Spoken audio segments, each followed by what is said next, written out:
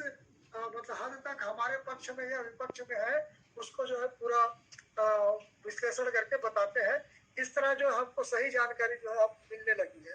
तो लोकतंत्रात्मक गणराज्य बनाने के लिए तथा उसके समस्त नागरिकों को सामाजिक, आर्थिक और राजनीतिक न्याय, विचार, अभिव्यक्ति, विश्वास, धर्म और उपासना की स्वतंत्रता, प्रतिष्ठा और अवसर की समता प्राप्त कराने के लिए तथा उन सब में व्यक्ति की गरिमा और राष्ट्र की एकता और अखंडता सुनिश्चित करने वाली बंधुता बढ़ाने के लिए दृढ़ संकल्पित होकर अपनी इस संविधान सभा में आज तारीख 26 नवंबर 1949 ईस्वी को एतद द्वारा इस संविधान को अंगीकृत, अधिनियमित और आत्मार्पित करते हैं।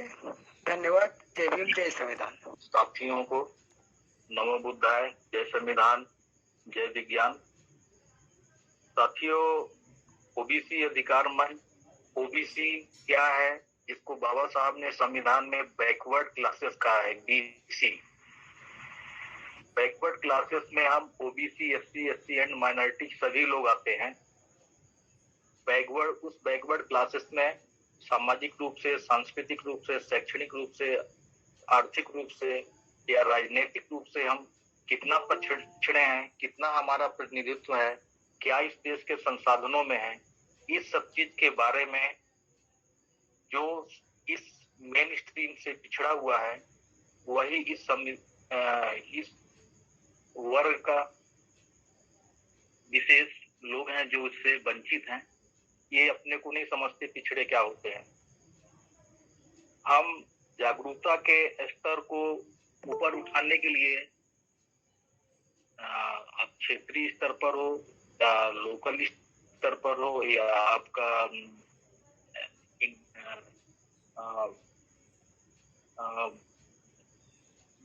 देशी स्तर पर हो, यानी संपूर्ण भारत स्तर पर हो, सभी जगह मैं सभी साथियों से अनुरोध करता हूं कि आप अपना लोकल ग्रुप बनिए। लोकल ग्रुप में आप लोकल लोगों को जोड़िए और सभी समाज के सभी वर्गों को, सभी वंचित वर्गों को, जिन लोग हम ये सब चीजों में पिछड़े हुए हमारा रिप्रेजेंटेशन है, उनको जागरूक करें।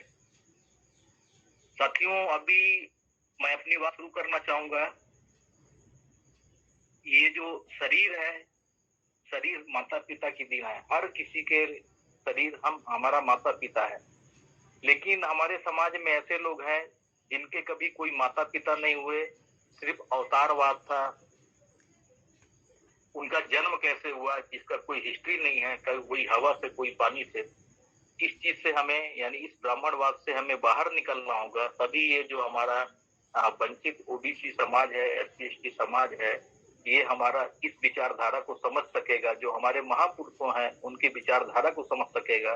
जब तक इस विचारधारा से नहीं निकलेगा तब तक वो हमारी बातों को नहीं समझेगा, अनसुना करेगा और वो इस मार्ग से, इस विचारधाराओं से विचलित होता रहेगा।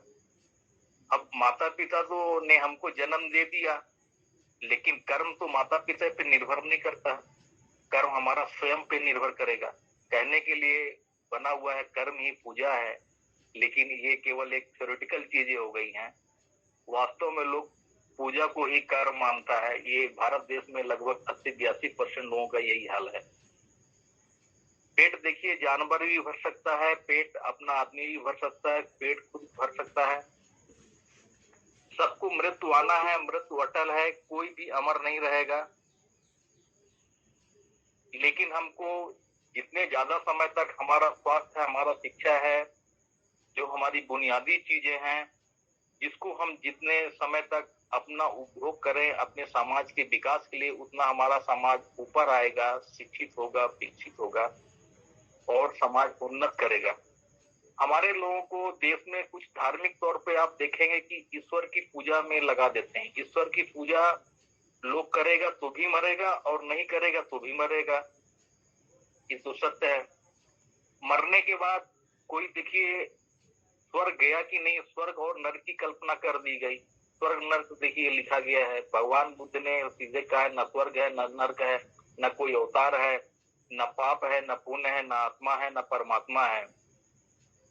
सिर्फ और सिर्फ जो है प्रकृति है, प्रकृति ईश्वर है। किसी भी चीज का कोई अवतार नहीं होता है। इस चीज के लिए मैं अपने महापुरुष पेरियार ईबी रामास्वामी जी को नमन करता हूँ। अभी हाल ही में नीट में जो ओबीसी के लिए आपने जो पिछले 4 साल से मेडिकल क्षेत्र में आने से लोग कई हमारे 11,000 सुपर छात्र जो वंचित थे उनको आने का पेरियार रामास्वामी जी का जो पार्टी था डीएम के द्रविड़ मुनेत्र कड़गम जो करुणानिधि है उनके बेटे भी आज स्टालिन जो तमिलनाडु के चीफ मिनिस्टर हैं इनका भरपूर प्रयास रहा जो कि पूरे भारत में एक लहर लाया। उसको बहुत सारे संगठनों ने अलग अलग स्तर पर सपोर्ट किया, ये समझा, उन्होंने मूवमेंट लाया, आखिर सरकार को झुकना पड़ा और मेडिकल में हिस्सेदारी देना पड़ा। मेडिकल प्रोफेशन में क्यों हम लोग को हिस्सेदारी नहीं देते थे? इंजीनियरिंग वगैरह में दे चुके हैं, शैक्षणिक चीजों में नहीं दे रहे हैं, मेडिकल में नहीं दे रहे हैं। एक ऐसा प्रोफेशन है मेडिकल का कि जिसमें आप देखिएगा कि सम्मान और पैसा, इज्जत, शोहरत बहुत ज्यादा है। पहले ये समाज पसंद नहीं करता था, जो गैर पिछड़ा वर्ग है जिसको सवर्ण बोलते, वो पसंद नहीं करता था, लेकिन उसने आज पूरा कवच कर लिया है। और हमारे कितने भी अच्छे प्रोफेशनल डॉक्टर तो उनको बोलते हैं ये लोग क्या पढ़ा हुआ है, ये लोग दवा करेगा, ये लोग मार डालेगा। जो लोग हैवी मोटे डोनेशन देके करोड़ों जाते हैं और वहां से डिग्रियां ले जाते हैं, उनसे आप क्या उम्मीद करेंगे इन गैर सवर्णों से? तो इन्हीं सब चीजों को लेकर साथियों हम लोग अपने महापुरुषों में आज की श्रृंखला में अभी तक हमने जितना भी लोगों के बारे में अनसुने पहलू, जितना हम लोगों को पता है, हमारे वक्ताओं को पता है, हो सकता है बहुत सारे अनसुने पहलू आज तक अभी खुले नहीं है और भी लोगों को मालूम हो या आने वाले भविष्य में खुलते जाएंगे। जो रिसर्च हो रहे हैं उनके बारे में जानेंगे तो सत्यता पता चलेगी। जैसे बनस साहब ने ऑलरेडी कहा कि हम लोगों को बहुत सारी चीजें सोशल और प्रिंट मीडिया से जो मिलता था गलत मिलता था। जब हमारे लोग जानना शुरू किए तो उसके बाद से आगे पहचानना शुरू किए, तब हम लड़ना शुरू किया और बिना संघर्ष किए हमारे यहाँ पे मिलने वाला कुछ नहीं है, ये सार्वजनिक सत्य है। तो इसलिए अभी तक वो महापुरुष जो इतिहास में थे, हमारे इतिहास हैं, उनके बारे में चर्चा कर रहे थे। आज हम आदरणीय लालू प्रसाद यादव जी जो अभी इस दुनिया में हैं, इस देश में हैं, इस सृष्टि में हैं, उनके बारे पे जीवित महामानव के बारे में हम लोग चर्चा कर रहे हैं। बहुत से लोग सोचेंगे कि लालू प्रसाद यादव जी का आप निगेटिव पक्ष लेंगे, उस निगेटिव उनमें बहुत सारी चारा घोटाला जैसे आप उन पे लगे। अगर आप जब गहराई से जो निर्णय आए हैं, जो घटनाएं हुई हैं, उसको अगर आप गहराई से अध्ययन करेंगे, उस पे जाएंगे तो आप पता करेंगे कि ऐसा कुछ नहीं था। इस गैर पिछड़े वर्ग ने, सवर्णों ने ऐसा एक मूवमेंट बनाया और उनको लाके देखिए इतना अच्छा उनका इतिहास। उन्होंने मंडल कमीशन लाया, उस मंडल कमीशन को लाए 30 साल हो गया, लेकिन जो एक यादव बंधुओं का टिकड़ी था, लालू यादव, शरद यादव और मुलायम सिंह यादव, संसद में इनकी तूती बोलती थी, संसद में हिला देते थे, पिछड़े वर्ग को लेने बहुत काम किया। आज ये इस गर्त में है और सभी अभी जिंदा है। कुछ तो कहीं ना कहीं इतिहास में इनके भी उसमें कुछ गलतियां हुई हैं, त्रुटियां हुई हैं, जिस वजह से आज स्थिति देख रहे हैं। तो लालू यादव जी के जो हमारे अनसुने पहलू हैं, जिसके बारे में हम नहीं जानते, जिसको मीडिया, प्रिंट इलेक्ट्रॉनिक मीडिया नहीं बताया, हमारे वक्ताओं के द्वारा इस विशेष चर्चा की जाएगी। बहुत उनका अचीवमेंट था, पिछले बिहार के चीफ मिनिस्टर भी रहे। फिर जो उनकी श्रीमती जी राबड़ी देवी, वो भारत की प्रथम महिला ओबीसी मुख्यमंत्री हैं। आज तक भारत की कोई भी ओबीसी मुख्यमंत्री नहीं बनी। बहन मायावती जी जो बहुजन से, वो एक दलित मुख्यमंत्री हैं, केवल एक ही पहली बनी, आज तक कोई नहीं है, सभी सवर्ण की हैं। महिलाओं में जो भी 15-16 बने हुए हैं, केवल 2 ही जो है ओबीसी और एससी से बनी है, बाकी आज तक नहीं है। क्यों नहीं है, इस पर भी हमको विचार करना पड़ेगा। तो उसके लोग तरह तरह से परिभाषित करते हैं। रेल मंत्री थे वो, रेल मंत्री में आपने यूपीए के समय में आपने सुना होगा कि रेलवे को 9,000 करोड़ रुपया उन्होंने प्रॉफिट में लाया था। आज आप निजीकरण की दिशा में जा रहे हैं और उसके बाद भी आप प्रॉफिट में न ला पा रहे हैं। उन्होंने निजीकरण नहीं किया और 9,000 करोड़ रुपए उस समय के हिसाब से प्रॉफिट लाया था। वो देश ही नहीं, दुनिया, अमेरिका के हार्वर्ड यूनिवर्सिटी, बोस्टन यूनिवर्सिटी वगैरह में जाके उनके व्याख्यान हुए कि आपने किस तरीके से ऐसा चमत्कार किया और रेलवे को प्रॉफिट में लाया। वो पर्यावरण के प्रेमी थे, उन्होंने इकोसिस्टम के लिए, देखिए अभी डिस्पोजल्स ग्लासेस वगैरह में चाय मिलती, उन्होंने कुल्हड़ चढ़ाया था मिट्टी की चीजें, वो चीजों से कई लोगों को रोजगार मिला था। लोगों का नीम का दातुन का प्रचलन था, दातुन करने से होता। तो बहुत सारी ऐसी चीजें थी उन्होंने किया जो काफी सराहनीय है। तो जो हम लोग इस बारे में लोग हंसते हैं, बिल्कुल लोग उनको समझते थे कि उनको जो बोलने का अंदाज था वो चुटकी लेके बोलते थे, काफी कॉमेडी प्रवृत्ति में बोलते थे और काफी पढ़े लिखे थे, वो अनपढ़ नहीं थे। वो LLB किए हुए थे, वो MA हिस्ट्री से राजनीति शास्त्र किए हुए थे और काफी उनका अच्छा हो रहा। किसी भी आप हमारे महापुरुष कर लीजिए, लोग बोलेंगे कि अनपढ़ थे, निरक्षर थे, फलाना थे, ऐसा कुछ नहीं है कि हम अगर नहीं पढ़े हैं तो हम अशिक्षित हैं। शिक्षा का स्तर ये नहीं होता, बहुत लिखे हुए आपको PhD, डॉक्टरेट, अच्छे IPS सब अंधभक्त होते हैं, आप उनको देखिए उनका मानसिक स्तर, तो ऐसा कुछ नहीं है। तो मैं अपने और एक बात और कहना चाहूंगा सर, इस कट के साथ में संविधान के बारे में हम लोग चर्चा करते हैं, क्योंकि संविधान ही एक ऐसा ग्रंथ है, संविधान ही एक ऐसा चीज है जिससे हमारे समाज को ताकत मिलता है, ऊर्जा मिलता है। आप कोई भी धार्मिक ग्रंथ पढ़ेंगे उससे हमें कोई ऊर्जा नहीं मिलती, बल्कि हमारा विनाश ही होता है। पीढ़ी दर पीढ़ी विनाश और सर्वनाश होते हुए आ रहा और होते रहेगा। संविधान पढ़िए, संविधान से ऊर्जा लीजिए, और जब हम संविधान से ऊर्जा लेंगे हम अपने हक अधिकारों को जानेंगे कि क्या चीज हमें नहीं मिला है, हर 5 साल में उसमें क्या इम्प्लीमेंट होना था नहीं हो रहा है, क्यों इसको खत्म करना है। तो एक अच्छा पहल चला है, कई जगह संवैधानिक पाठशालाएं भी चलती हैं, काफी अच्छे चलते हैं, लोग कम से कम उसके बारे में समझ रहे हैं, घर में रखना शुरू कर दिए हैं, क्या भारत का संविधान होता है उसको लोग जानना शुरू कर दिए हैं। तो जानेंगे तो स्वाभाविक है कि ये स्तर जो बढ़ रहा है, एक दिन बिल्कुल आने वाले 5-10 साल में बिल्कुल एकदम सोशल रिवॉल्यूशन आएगा और जोरों से आएगा, और एक दिन ये देश हमारा अपने लोगों का देश होगा। धन्यवाद देव प्रताप जी। आज OBC अधिकार मंच के इस बैनर पे आज की अध्यक्षता कर रहे आदरणीय अनिल कुमार मनोज सर को सादर प्रणाम करता हूं, और आपका इसलिए बहुत बहुत आभार व्यक्त करता हूं कि आपने इतने बुद्धिजीवी गणमान्य लोगों के बीच में मुझे आमंत्रित किया और इनके बीच में मुझे अपने विचार रखने का अवसर दिया।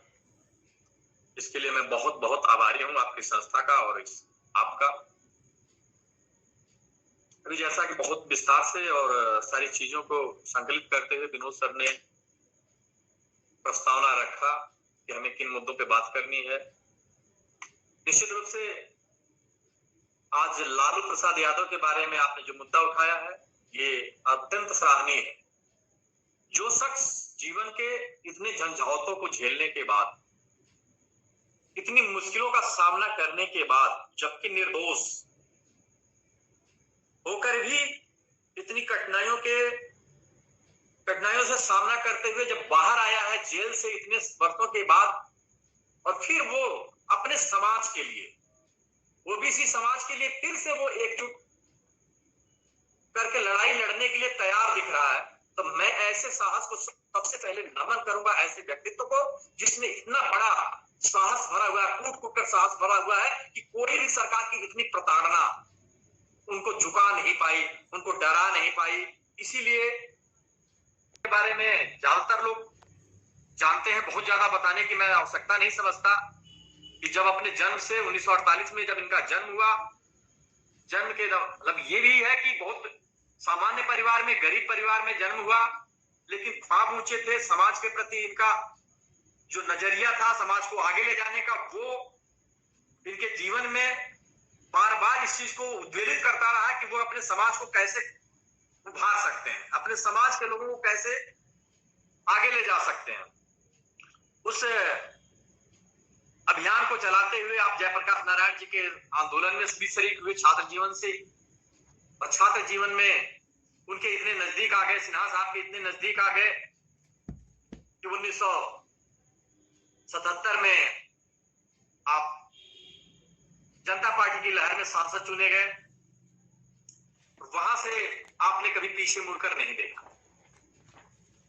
2 बार सांसद भी रहे आप, और इसके बाद बिहार के मुख्यमंत्री के रूप में आपने शपथ ग्रहण लिया। साथियों, 1989 का वर्ष जो है, मैं समझता हूं ये 2-3 हमारे जो अच्छे, चाहे मुलायम सिंह यादव जी रहे हों, चाहे लालू प्रसाद यादव जी रहे हों, 89 के वे दोनों मुख्यमंत्री बने 89 में, और उसमें मैं कहूंगा सबसे बड़ा योगदान अगर समाज के लिए, ओबीसी समाज, एससी ओबीसी के लिए दिया तो लालू प्रसाद यादव जी ने किया। वो कब, जब बीपी सिंह की सरकार थी और मंडल आयोग की रिपोर्ट सरकार के बस्ते में दबी हुई पड़ी थी, जो 1980 से लेकर के 90 तक वो उस पर धूल छा गई थी। कभी किसी ने उसको उलट करके देखने का भी प्रयास नहीं किया।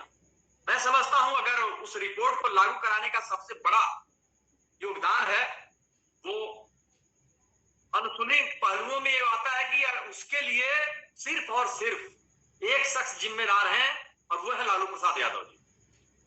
जब लालू प्रसाद यादव जी बीपी सिंह के पास गए थे, और इसलिए गए थे कि वहां पे चौधरी देवीलाल जी जो हरियाणा के जाट नेता थे, उनसे बीपी सिंह की खटपट हुआ करती थी, तो उनको मैनेज करने के उद्देश्य से बीपी सिंह के पास हमारे लालू प्रसाद यादव जी गए और उन्होंने कहा कि आपके पास फाइल रखी पड़ी है, अब तक 1980 से लेकर 89 बीत गया, 9 साल 10 साल हो गए, इसको आप ये लागू करने का समय आ गया है, आप इसको लागू करिए। इससे आपके जो विरोधी हैं वो चित्त हो जाएंगे और आपका जो शासन तंत्र है आपका लगातार ठीक चलेगा। मैं समझता हूं बीपी सिंह जी कई बार मना कर दिए थे, उसे लागू नहीं करना चाहते थे। अंत में लालू प्रसाद यादव जी इतनी जिद में आ गए, उनको अच्छी कोटी भी सुना करके आए और दिल्ली में ही रुके। तो उनके रुके हुए ही समय में, जब दिल्ली में वो रुके थे, तभी बीपी सिंह ने कैबिनेट की मीटिंग बुलाई और उस मीटिंग में ना चाहते हुए बहुत से लोग विरोध करते रहे, लेकिन बीपी सिंह जी ने उस रिपोर्ट को लागू करने का घोषणा कर दी। कैबिनेट ने प्रस्ताव मंजूर कर लिया, स्वीकार कर लिया। ये ऐतिहासिक दिन पूरे ओबीसी समाज के लिए मैं समझता हूं कि पूरे जीवन भर याद रखने लायक है, और इसका पूरा का पूरा श्रेय आदरणीय लालू प्रसाद यादव जी को जाता है। हालांकि उसके बाद क्या हुआ हम आप बहुत अच्छी तरह से जानते हैं।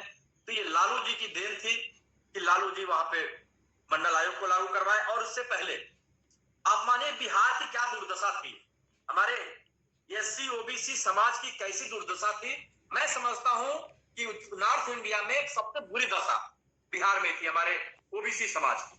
वहां पे ओबीसी समाज, दलित समाज, एससी समाज सब लोग पैरों के नीचे थे सवर्णों के। ये मानिए कि किसी को अपनी बात कहने का अधिकार भी नहीं हुआ होता था।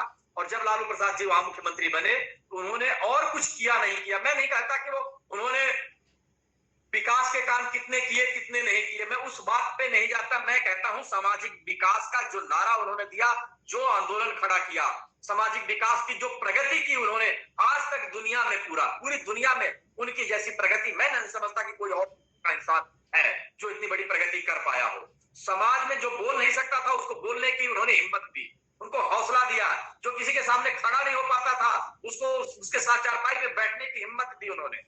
जो किसी के साथ अपने घर में अपनी बहन बेटियों की इज्जत को लूटते हुए मजबूरी थी उसको देखना, उसका विरोध करना सिखाया उन्होंने, और उन्होंने विरोध करना शुरू किया, उनकी जवाब देना शुरू किया। साथियों, ये लालू प्रसाद यादव की देन थी। उन्होंने 5 साल पहला जो शासन था वो बेशक लोग कहें कि उन्होंने गुंडा राज स्थापित किया। गुंडा राज नहीं कहूंगा मैं इसे गुंडा राज कतई नहीं कहूंगा। ये प्रतिरोध, मैं अपने अधिकार के लिए आज सामने खड़ा हुआ तो लोग उसे गुंडा राज कहने लग गए। जब तक मैं अन्याय झेलता रहा, अत्याचार झेलता रहा, तब तक तो मैं ठीक था। जिस दिन मैं अत्याचार के खिलाफ आवाज उठाने लग गया, अपना डंडा उठाने लग गया, अपनी बहन बेटियों की इज्जत बचाने के लिए मैं उनके सामने अड़ के खड़ा होने लग गया, उस दिन ये गुंडा राज का बदनामी, गुंडा राज कहकर तुमको बदनाम करने का प्रयास किया गया सवर्णों द्वारा। पूरी मीडिया उनके खिलाफ हो गई कि ये बात बिहार में गुंडा राज है, गुंडा राज। जबकि मैं मानता हूं बिहार में उस समय सच्चे अर्थों में प्रजातांत्रिक व्यवस्था लागू हो पाई थी।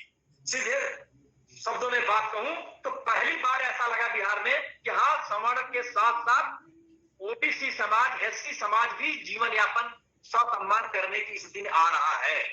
और ये सबसे बड़ी उनकी उपलब्धि थी।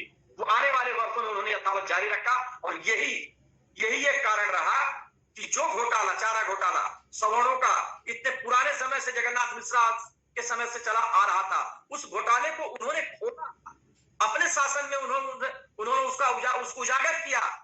लेकिन इन सवर्णों की मानसिकता देखिए, जो पचा नहीं पा रहे थे कि ये एससी ओबीसी समाज को आगे ले आ रहे हैं, आपके सामने खड़ा कर रहे हैं, उसका उनको लगाया गया, उनको फंसाया गया जबरदस्ती, चाहे मीडिया हो, चाहे न्यायपालिका के माध्यम से, चाहे राजनीतिक सत्ता के माध्यम से, हर माध्यम से उनको फंसाने का प्रयास किया गया। एक झूठे फरेब में, झूठे आरोप में उनको इतनी बड़ी सजा दी गई।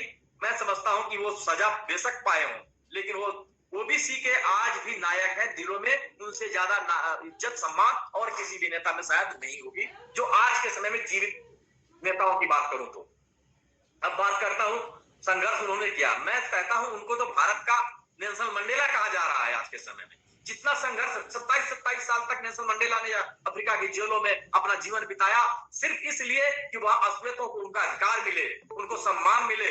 वही चीजें लालू प्रसाद यादव जी ने बिहार में की कि उनके दबे कुचले लोग, ओबीसी एससी समाज के जो सताए हुए लोग हैं, शोषित लोग हैं, उनको उनका अधिकार मिले। उस अधिकार के लिए उन्होंने संघर्ष किया, उसके लिए वो जेल में भी रहे।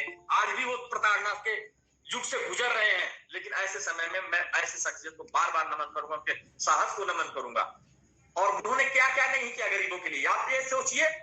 अभी जिक्र किया हमारे विनोद सर ने कि रेलवे को उन्होंने प्रॉफिट में पहुंचाया। निश्चित रूप से पहली बार रेलवे इतने बड़े प्रॉफिट में पहुंची थी। उसके साथ साथ एक बड़ा उपकार, उनकी सोच देखिए कि जो कूली हुआ करते थे, जो बोझा ढोया करते थे स्टेशनों पे, जिनके कंधों पे हमेशा भार रहा करता था, दूसरों के वजन ढोया करते थे, उनको उन्होंने सरकारी कर्मचारी बनाने का आदेश जारी करवाया। साथियों, ऐसा हिंदुस्तान में पहली बार हुआ कि एक कूली को उन्होंने जिस योग्यता का था उसे उन्होंने एम्प्लॉय बना दिया रेलवे का। इतने बड़ा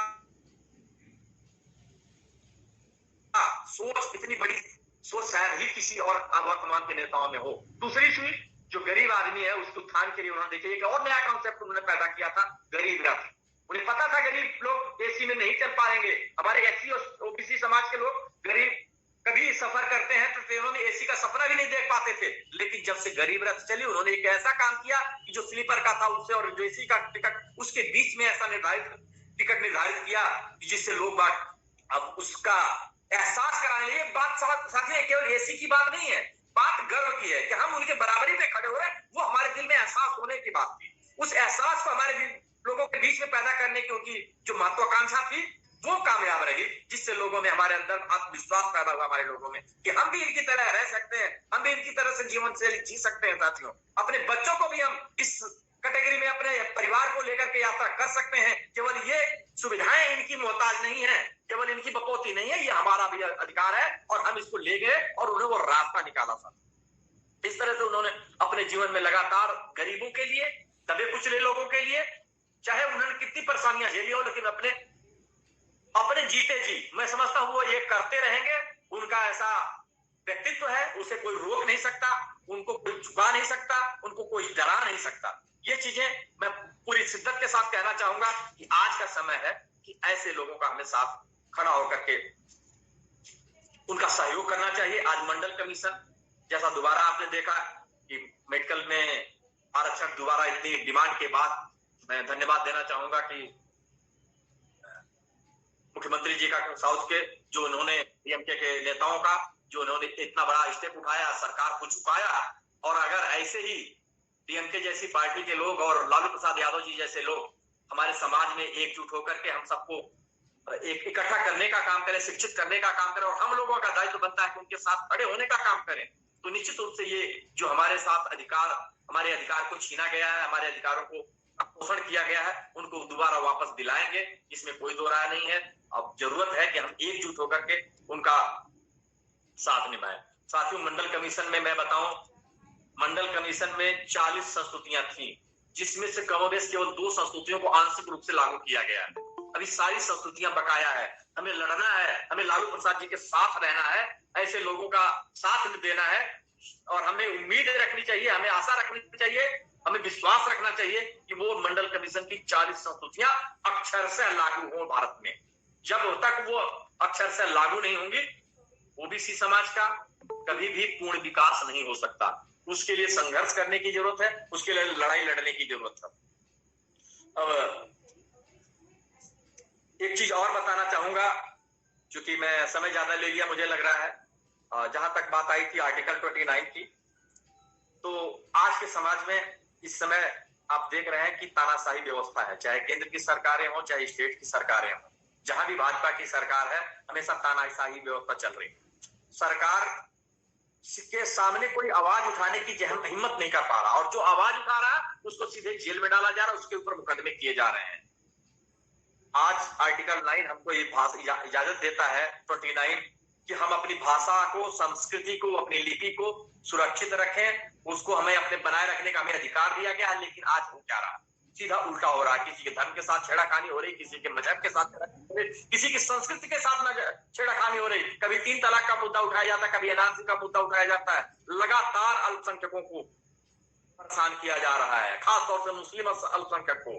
ऐसे ही हमें शिक्षण संस्थाओं में अपनी भाषा के आधार पे, लिंग भेद के आधार पे, धर्म के आधार पे, जात के आधार पर कोई किसी भी शिक्षण संस्था में जो भी सरकार द्वारा सहायतित है उस पे हमें प्रवेश लेने का पूर्ण अधिकार है। लेकिन यहाँ भी भेदभाव किया जा रहा है।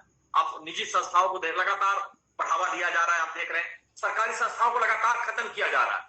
ये इसलिए खत्म किया जा रहा है कि जो लोग पिछड़े हैं, जो लोग अल्पसंख्यक हैं, जो लोग गरीब हैं, जो लोग सक्षम नहीं है, वो पढ़ाई ना कर पाए, अपनी वो एजुकेशन ना ले पाए। जब एजुकेशन ले लेगा तो अपने अधिकार को जानने लग जाएगा, और जब अधिकार को अपने जानने लग जाएगा तो अधिकार के लिए मांग उठाएगा, उसके लिए आंदोलन करेगा, उसके लिए सड़क पर उतरेगा।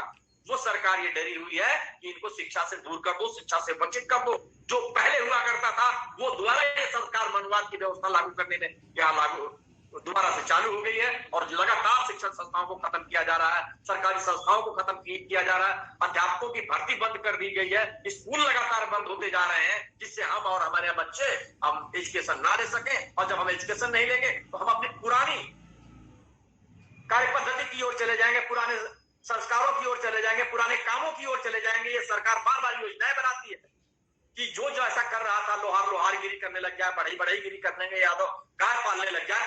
ये सरकार की व्यवस्था पूरा मनवाद को पुनर्स्थापित करने की है। तो ये बड़ा हमें सोचने का समय है, ये बड़ा हमारे लिए क्रूशियल टाइम है। इसमें हमें अगर एकजुट होकर के हम लोग काम नहीं करेंगे, हम सब लोग इसके लिए आवाज नहीं उठाएंगे, संघर्ष नहीं करेंगे, त्याग नहीं करेंगे, तो साथियों हमें ये अधिकार नहीं मिल पाएंगे, हमारे अपने अधिकार। साथियों मैं थोड़ा सा अपना व्यक्तिगत अनुभव बताना चाहूंगा इस बीजेपी की सरकार में। जैसा मैंने बताया कि मैं उत्तर प्रदेश लेखपाल संघ का प्रदेश अध्यक्ष भी हूं। साथियों एक उदाहरण के रूप में बताना चाहूंगा, मैंने आंदोलन किया था अपने अधिकारों के लिए दिसंबर 2019 में। उस समय चूंकि हर कमिटी हमारा रजिस्टर्ड संगठन है, संवैधानिक संस्था है, हम अपने अधिकारों के लिए अपनी बात उठाने का अधिकार हमें है।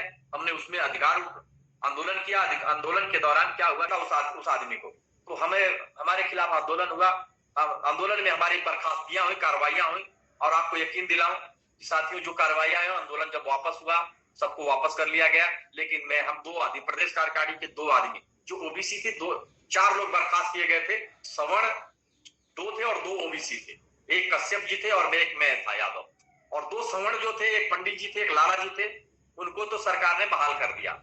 और हम एससी और ओबीसी थे, हम ओबीसी थे तो हमको छोड़ दिया गया। हमें 1.5 साल तक हमें बहाल नहीं किया गया। अंततोगत्वा हमें सरकार के खिलाफ हमें कोर्ट में जाना पड़ा, और कोर्ट में हमें न्याय मिला और हम वापसी सेवा में आए 1.5 साल के बाद, अभी जनवरी में। तो ये सरकार इस तरह से काम करती है कि हमें अपने अधिकार के लिए लड़ने नहीं देना चाहती, और जो लड़ता है उसको नेस्तनाबूद करने का प्रयास करती है। ऐसे सरकारों का हमें एकजुट होकर के मुकाबला करना पड़ेगा। और वो ऐसे मुख्य वक्ता, अन्य वक्तागण साथी, सभी वेबिनार में संबंधित साथीगण, मित्रों, मुझे अपने एक साथी अनिल पटेल जी के माध्यम से आज के इस वेबिनार का पता चला और उन्हीं से लिंक प्राप्त हुआ। बहुत ही सारगर्भित और बहुत ही सूचना प्रदान करने वाला ये वेबिनार मुझे ऐसा प्रतीत हो रहा है, क्योंकि मैं पहली बार किसी वेबिनार में आपके शामिल हुआ हूँ। मैं आदरणीय लालू प्रसाद जी के साथ मुझे ये सौभाग्य है कि चूंकि उसी दल से मैं संबंधित था अपने छात्र जीवन में, जिस दल के वो प्रतिनिधि थे, लोकदल, जिसको आमतौर पर जननायक कर्पूरी ठाकुर जी की पार्टी यहाँ सब माना जाता था, आदरणीय लालू प्रसाद जी उसी पार्टी के एक कद्दावर नेता थे और हम सभी युवा शाखा में उसके युवा लोक दल के युवा शाखा के पदाधिकारी थे राज्य स्तरीय। तो हमको उनके साथ कुछ काम करने का मौका मिला है। मैं उनके साथ 35 दिन प्रेस बिल जो जगन्नाथ मिश्र ने लागू किया था बिहार में, उसके विरोध में जो तमाम युवा संगठनों ने बिहार के एक संघर्ष का कार्यक्रम चलाया था और उसमें युवा लोक दल बिहार की सबसे बड़ी भूमिका रही थी। उसमें मैं 35 दिनों तक उनके साथ फुलवारी कैंप जेल में पटना में बंद भी रहा हूं। मैं अभी सुन रहा था यादव सर को, बहुत सारी बातें उन्होंने कही जो पूरी तरह से सारगर्भित करने वाली थी। मंडल आयोग की सिफारिशों को लागू करवाने में आदरणीय लालू प्रसाद जी का योगदान सर्वाधिक है, लेकिन वहां पर उनको आदरणीय शरद यादव जी का भी बहुत बड़ा सहयोग मिला था। मुझे जहां तक मेरी जानकारी है 70 एमपीज की परेड शरद जी ने कराई थी वीपी सिंह जी के सामने, जो कि बहुत माइलस्टोन बना था। और एक उस दौरान एक मोर्चा भी था एक तरह से जनता दल के भीतर या हिंदुस्तान की राजनीति में, जिसमें उड़ीसा, उत्तर प्रदेश, बिहार, राजस्थान के नाथुराम मिर्धा वगैरह, हरियाणा, ये 5-6 राज्यों में एक संगठित ताकत थी और उसका एक बहुत बड़ा बल भी मिलता था केंद्र के नेताओं को। मित्रों, बिहार तथाकथित जातिवाद के लिए सबसे ज्यादा बदनाम राज्य माना जाता है।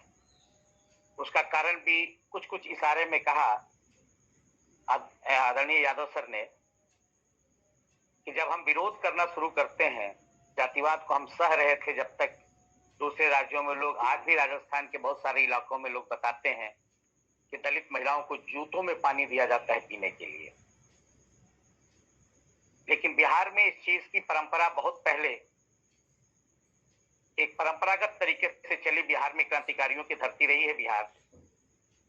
तो समाजवादी आंदोलन डॉक्टर लोहिया के नेतृत्व में जब देश में चला, बहुत पहले के चीजों को हम नहीं उतना समझ पाएंगे, नहीं बता पाते हैं, लेकिन समाजवादी आंदोलन जब बिहार में चला, देश के पैमाने पर भी चला लेकिन बिहार में चला, तो पूर्व में सहरसा, मधेपुरा, कोसी के इलाके में भूपेन्द्र नारायण मंडल, वैशाली, मुजफ्फरपुर जो लोकतंत्र की भूमि कही जाती है, उस इलाके में अक्षयवट राय जी, जननायक कर्पूरी ठाकुर, बिहार लेनिन माने जाने वाले आदरणीय जगदेव प्रसाद जी, इन लोगों के नेतृत्व में जगह जगह पर अनेक तरह के आंदोलन चले। तो और सामाजिक परिवर्तन की एक लड़ाई मजबूत तरीके से लागू थी।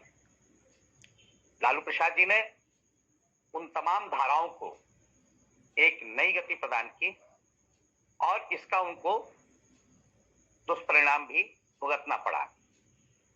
पशुपालन घोटाला पूरी तरह से, मैं हर समय इस तरह के प्रयासों से जुड़ा रहता हूं और यहाँ पर हम जिस शहर में हैं सर, वहाँ पर विनय चंचल जी हैं, अनिल कुमार पटेल जी हैं और हम लोग यहाँ मिल करके प्राय ऐसे कार्य किया करते हैं। और सर मुझे बहुत खुशी है कि आप इस तरह के प्रयास को करते हैं। और सर मैं चाहूंगा कि आप व्हाट्सएप नंबर अगर मेरा आपका मिल जाता है। मैं पूजा पाठ में बहुत नहीं विश्वास करता हूं और लोगों को ये समझाता हूं कि जब तक हमारे अंदर यह भाव नहीं आएगा कि अगर मैं असफल हुआ हूं तो हमारे समाज के लोगों में यह भावना ज्यादा आ जाती है कि मेरे भाग्य में लिखा था, और यह सबसे बड़ी कमी आती है सर। तो मैं लोगों को समझाते रहता हूं कि आप लोग संघर्ष करें और देखें कि किन कारणों से अगर मेरा अवसर नहीं मिला है, मुझे नहीं मिला, तो किन कारणों से, उन कारणों का पता करें। और हमारे जो शिक्षक नेता हैं, जो जैसे वरिष्ठ नेता हैं, हम लोगों के लिए तो एक प्रेरणा स्रोत हैं लालू प्रसाद यादव जी, और उनके विचारधारा को लेकर के हम लोग आगे बढ़ते रहते हैं। और सर आप लोगों का प्रयास इतना अच्छा लग रहा है मुझे कि मैं तो बहुत खुश हूँ। और मैं हर एक संडे को सर इस कार्यक्रम में जुड़ूंगा आपके साथ है। उन्होंने कमजोर लोगों को स्वर दिया है और तो मुझे बहुत के विषय में संविधान पे बात रखी गई है। अल्पसंख्यक हम किसे मानते हैं इसकी परिभाषा संविधान में परिभाषित नहीं की गई है। फिर भी जब 66वां या 64वां संविधान संशोधन है उसमें राष्ट्रीय अल्पसंख्यक आयोग बना, उस समय परिभाषित किया गया है कि अल्पसंख्यक भाषाई आधार पे, लिंग्विस्टिक वे पे, जिसका भाषा है उसके आधार पे अगर बोलने वालों की संख्या कम है तो वो अल्पसंख्यक में आएगा, या आपका रिलीजियस बेस, धार्मिक आधार पे, जो हिंदू मुस्लिम सिख ईसाई समथिंग है, इस आधार पे जो इनकी संख्या कम है उसको भी अल्पसंख्यक में शामिल किया गया है, जिसके तहत फिर मुस्लिम, सिख, ईसाई, बौद्ध, बाद में जैन को भी जोड़ा गया, पारसी, ऐसे जो लोग हैं इनको जोड़ा गया। बाद में एक अल्पसंख्यक भाषा आयोग भी बना, उसके तहत भाषाई आधार पे किया गया। अब देखेंगे कि कुछ स्टेटों में, जैसे हम महाराष्ट्र के एग्जाम्पल हैं, तो महाराष्ट्र में बहुसंख्यक जो आबादी है भाषाई आधार पे, तो देखेंगे वो मराठी बोलते हैं, लेकिन वहां पे रहने वाले जो अदर स्टेट के हैं, जैसे मान लीजिए नॉर्थ इंडिया के हैं हिंदी भाषी, साउथ इंडिया के लोग हैं मलयाली या कन्नड़ जो भी है, तो जो भी ये सब लोग आएंगे वो भाषाई आधार पे अल्पसंख्यक कहलाते हैं।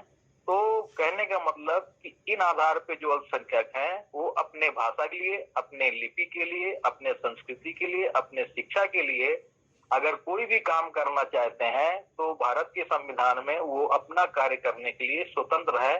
कोई भी किसी पे हस्तक्षेप नहीं कर सकता, किसी को मना नहीं कर सकता। यदि ऐसा करता है तो ये संविधान का उल्लंघन है, क्योंकि ऐसा देश में अभी वर्तमान में हो रहा है, ये हम लोग को जानना जरूरी है।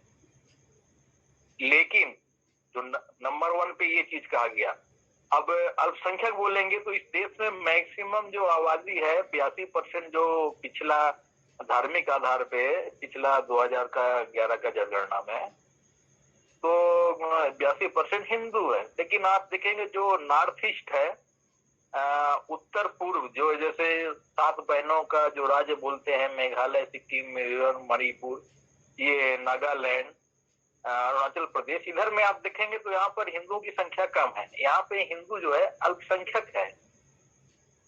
नागालैंड का उदाहरण ले तो 8% समथिंग वहाँ पे हिंदू है, बाकी वहाँ पे क्रिश्चियनिटी या अदर लोग, बौद्धिस्ट लोग हैं, तो वहाँ पे है। तो कहते हैं कि कम है या ज्यादा है, अपने लिए वो अपना विकास कर सकता है, अपनी पढ़ाई के स्तर पर, अपनी संस्कृति को बढ़ावा देने के लिए।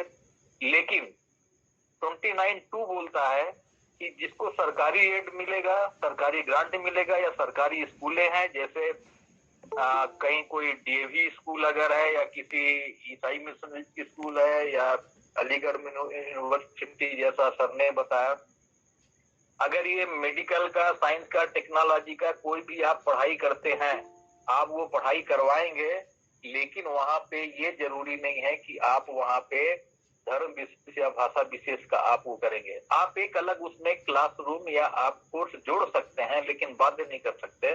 और जहाँ पे जैसे मदरसा है, मदरसा में आप देखेंगे कि उर्दू की पढ़ाई होती है, तो ये जरूरी नहीं है जो मदरसे सरकार या राज्य से जिनको आर्थिक सहायता मिलती है उसमें जाके किसी भी धर्म का व्यक्ति, हिंदू हो, सिख हो, कोई भी जाके वहां पे उर्दू पढ़ सकता है, सीख सकता है, भाषा लिपि को वहां बिल्कुल मना नहीं कर सकते हैं।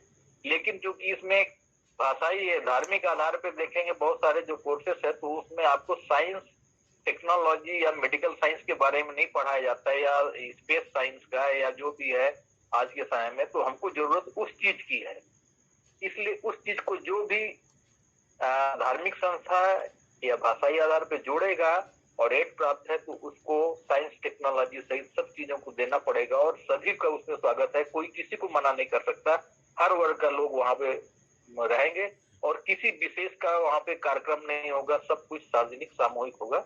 यही दोनों चीज इसमें विशेष तौर पर है देवप्रताप जी। और मैं चाहूंगा कि हमारे उपस्थित साथी, मेरा उनको सबको कोटि कोटि नमन है, और बाबा साहब को कोटि कोटि नमन करते हुए आज के विषय पे मैं बहुत खुश हूं कि जो हमारे महापुरुष इस दुनिया से स्वर्गवास हो चुके हैं, उनको याद करते हैं हम। उनकी जो की हुई अच्छी अच्छी बातें हमें सुनने को मिलती हैं और उस जिनका लाभ हम ले रहे हैं और हमारे आने वाली पीढ़ी भी लेगी इसका लाभ। तो आज आपने बहुत बढ़िया काम किया है कि जो हमारे बीच में जीवित हैं महापुरुष, उनको याद किया आप लोगों ने आज। कि लालू प्रसाद यादव जी को बहुत सारे साथियों ने, मैं ज्यादा चर्चा नहीं, मुझे आर्टिकल 29 पे बोलना है, मैं इस पे थोड़ा सा ज्यादा व्याख्यान नहीं करूंगा सर। माननीय लालू प्रसाद जी ने जो अपने जीवन काल में जो भी काम किए हैं वो सराहनीय योग हैं, लेकिन जो आज बीमारी भुगत रहे हैं वो सिर्फ मनोवादियों की बदौलत है। बस लालू प्रसाद यादव जी बीमार नहीं हो सकते थे। ये कोलिजन सिस्टम जो देश के अंदर हमारे है, कोलिजन सिस्टम, उसका शिकार हुए हैं। मेरे एक साथी साहब ने कहा, फ्रॉड करे जगन्नाथ मिश्रा और जेल जाए लालू जी। साथियों, ये बड़े दुख की बात है, मैं ज्यादा चर्चा नहीं करूंगा इसके ऊपर, क्योंकि आज भी इतना दुख होता है जब लालू जी को देखते हैं। थोड़े दिन से पहले देख रहे हैं चलते चलते, तो दिल में यही हो रहा है कि कैसे इन मनुवादियों ने इनको पोसा। हमारे बीच में गीता हनुमत जी बोल रहे थे, लड़की जो हमारी बेटी है, वो भी इन्हीं मनुवादियों की शिकार वहां पे बाबा साहब अम्बेडकर यूनिवर्सिटी जो है भोपाल में, उनके शिकार हुए हैं। ये लोग भी, बच्चे हमारे शिकार हो रहे हैं। इन्होंने लालू यादव जी को नहीं छोड़ा, हमारे बच्चों को कहाँ छोड़ेंगे मनुवादी। तो मैं इसके बारे में यही कहूंगा कि हमें लालू जी का खुल के साथ देना चाहिए। इनके साथ मुलायम सिंह यादव जी थे, इनके साथ शरद यादव जी थे, जो पार्लियामेंट के अंदर मैं सुना करता था उस वक्त कि तीनों आदमी की गर्ज जो थी पार्लियामेंट के अंदर गूंजती थी बिल्कुल उस वक्त। आज हमारे 110 हैं वहां पे, उनकी किसी ने गर्ज नहीं सुनी वहां पे अभी तक। तो साथी ये बहुत चिंता का विषय इस वक्त है। जिन लोगों ने हमको नुमाइंदगी दी है, जिन लोगों को हमने, वो लोग वहां पे हमारी आवाजों को बुलंद नहीं कर रहे हैं। तो इसलिए हम लोगों के मन में ये अभिलाषा है अभी भी कि लालू प्रसाद यादव जी इस देश के प्रधानमंत्री बने एक बार कम। हमारे में दिल में ये अभी भी तमन्ना है इस बात की, क्योंकि हमें कोई दिखाई नहीं देता। मुलायम सिंह यादव जी भी बीमार हैं, अब शरद यादव जी भी एज हो गए हैं। तो इन तीनों के हम जितनी सराहना करें, आज भी अगर मंडल कमीशन देश में लागू हुआ तो सब इन्हीं की बदौलत है। आज जो 2011 की जनगणना आप लोग देख रहे हो, जो अभी सार्वजनिक नहीं हुई है, वो भी इन लोगों की देन थी। पार्लियामेंट के अंदर बोले थे ये बात जब मनमोहन सिंह जी प्रधानमंत्री थे देश के, तो ये बात बोले थे कि जनगणना होनी चाहिए ओबीसी। लेकिन उस विषय पे मैं जाऊंगा, मैं आर्टिकल 29 पे आ रहा हूं।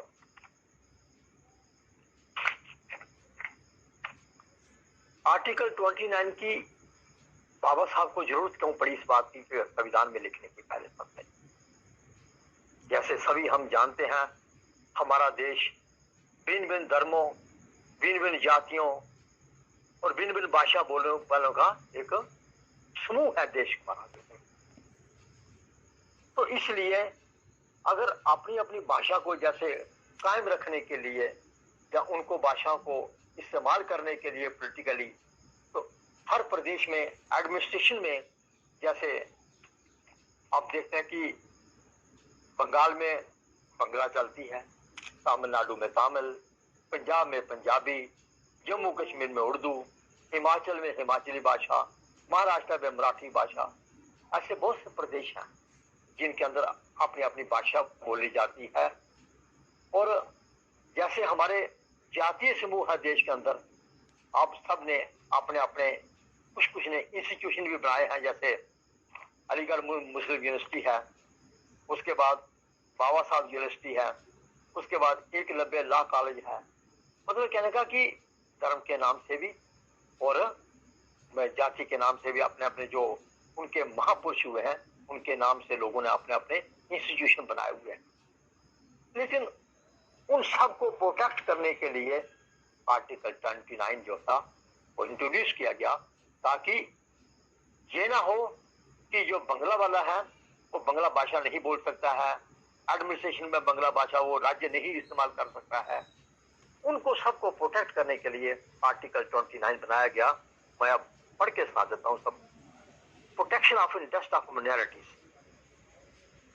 Any section of the citizen residing in the territory of India or any part thereof having the distinct language, script or culture of its own shall have the right to conserve the same।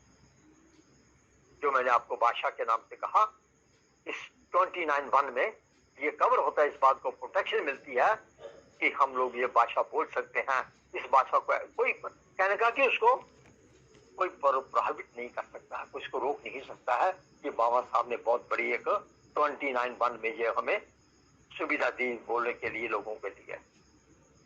दूसरा है second जो no citizen shall be denied admission into the educational institutions maintained by the state और